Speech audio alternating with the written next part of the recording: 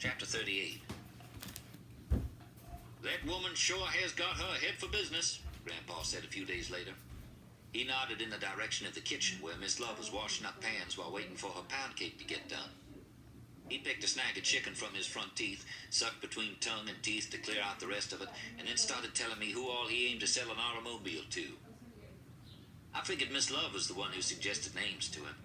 I bet she'd already figured out who would buy which car and what color, just like she knew who would buy which dress she picked out at the wholesale house in New York City. What I couldn't figure was how she got away with it. Grandpa always was one to admire business sense, but he'd never been one to let somebody else tell him what to do.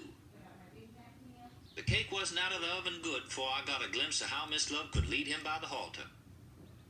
She came to the dining room door, drying her hands, and said sweetly, "Mr. B, I know now isn't the time or place to be talking about this, but don't you think it would be nice if the privy was nearer the house? Loomis could dig a pit and move it for us. What do you think?" "I think it would stink." "I read about some new chemicals to use." "Doggone woman, you got us eating in the dang dining room weekdays as well as Sundays. Now you talking about moving the privy. Before I know it, you'll be asking for a bathroom." He yelled that last. "Ain't I got enough to worry about buying that dang automobile without you talking about no dang bathroom?" Her dander went up like a flag. "Mr. Blakesley, did I even mention a bathroom? I did not. I said let's move the privy closer to the house." He grumped and sputtered and then grinned at her. "Doggone woman, I never seen the likes of you." But he said it nice and then swatted her on the behind as she walked past him to go get a plate for the cake. It wasn't crude or anything, the way Grandpa flipped her, but the teasing look on his face somehow reminded me they'd been to New York together without a chaperone. And Miss Love took the flip as special, I could tell. She did a little dance all the way back to the kitchen. I thought to myself that anybody who could get Grandpa to buy a car would have a bathroom in no time and maybe even electric lights and a telephone. And if already right now she was in the family way and it was a boy, she was likely to get more out of Grandpa than Mama could stand. And air more, too. Gosh, having a baby uncle would be even worse than having Loma for an aunt. And where would it leave me? If Grandpa could make a pet out of Loma when she was little bitty and then just about throw her away after I was born, he sure dog could lose track of me if he finally got him a boy of his own. Grandpa never could dote on two people at once. Miss Love brought in the hot pound cake on Granny's best china plate, holding it high over her head, and set it down in front of Grandpa with a grand flourish.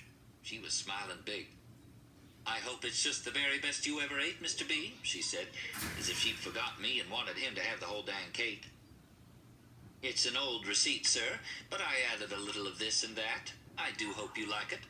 The man who owns Cold Sassy's first appearance deserves to eat Cold Sassy's best cake. Don't you think so, Will?"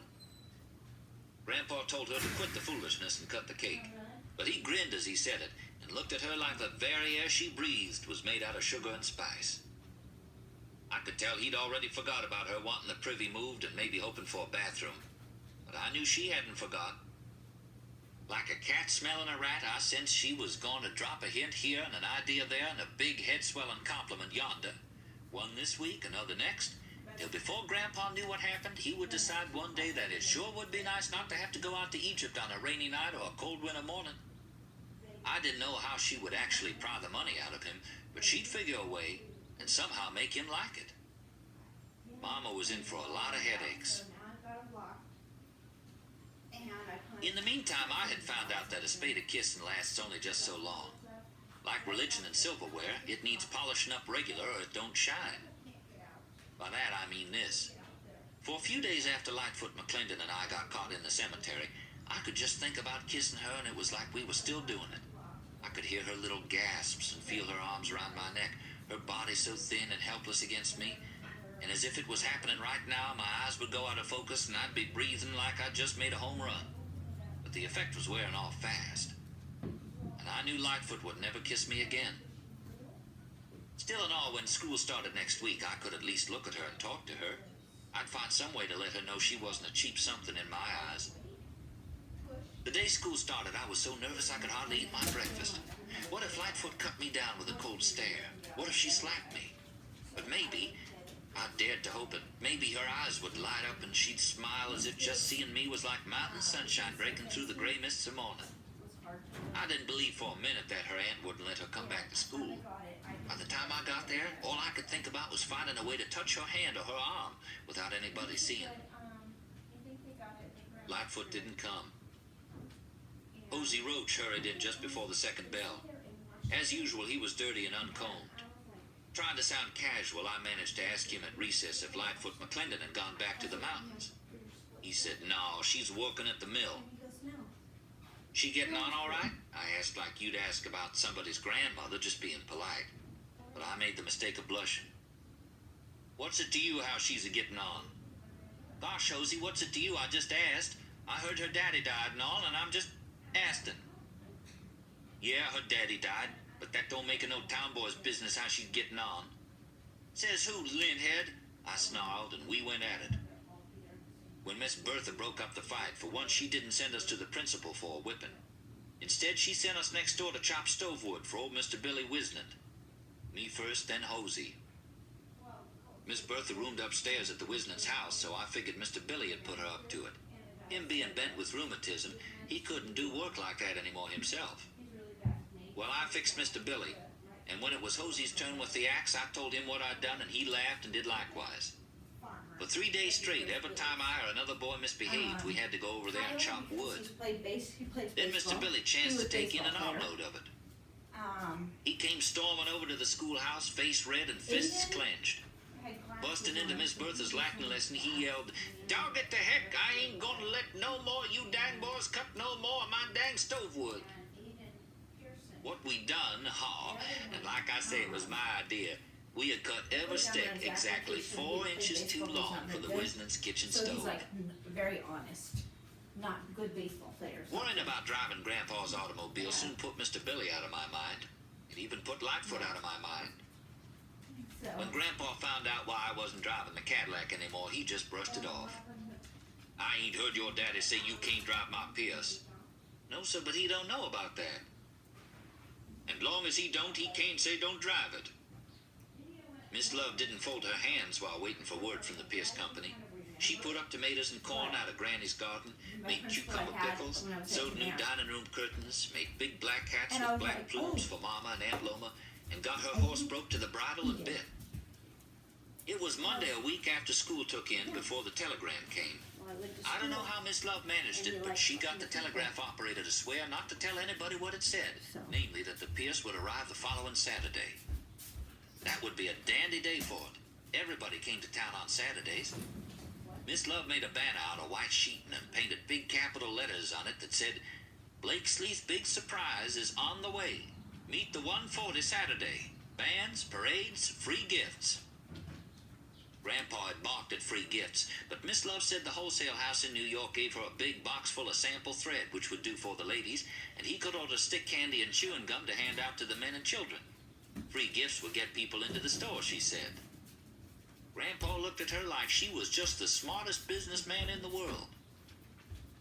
That night she and I went to the store and hung the banner out of a second-story window. Next morning, everybody in Cold Sassy was talking about it. Nobody more than Papa, Uncle Camp, Cousin Hope, and Uncle Lige, who were right put out with Grandpa for not letting them in on the secret. When Uncle Lige said so, Grandpa just grinned and said, "It's gonna be a grand fancy day. Y'all be sure and get to the depot on time." Naturally, folks asked me what it was all about. Alive being an ever-present help in time of trouble, I just said, "Gosh, I wish I knew." Tuesday after school, walking through Grandpa's house on my way out back to clean the horse's stall, I saw Miss Love's New York traveling suit draped over the rocking chair in her room.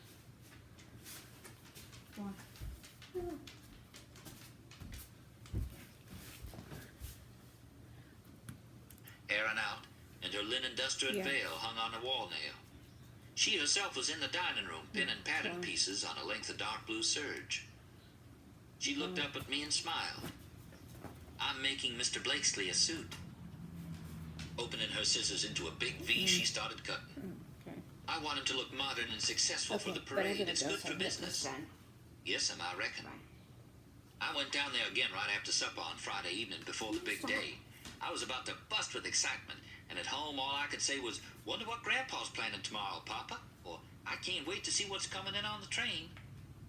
I'd already eaten, but I sat down with them and had some blackberry jam and buttered biscuits while getting around to telling my idea. You finished the soup, Miss Love? I asked. All except hemming the pans. Grandpa, I said then, why don't you get Papa to bring his Cadillac to the depot? You don't have to tell him about your Pierce, just say be there. Miss Love took it right up. And Mary Willis and Loma and Cap could ride with him. We can squeeze in Mary Toy between you and me, Mr. Blakesley, and it will be a nice family affair. Gosh almighty, why didn't we think of this before, Miss Love? 2 automobiles is twice as many as one. Tell the truth, the reason I wanted Papa to be in on it, I wouldn't have to worry so much. He might be mad about Grandpa making me break punishment, but if the darn thing wouldn't start or broke down halfway to the store, he and I together might could figure out the trouble. Chapter 30.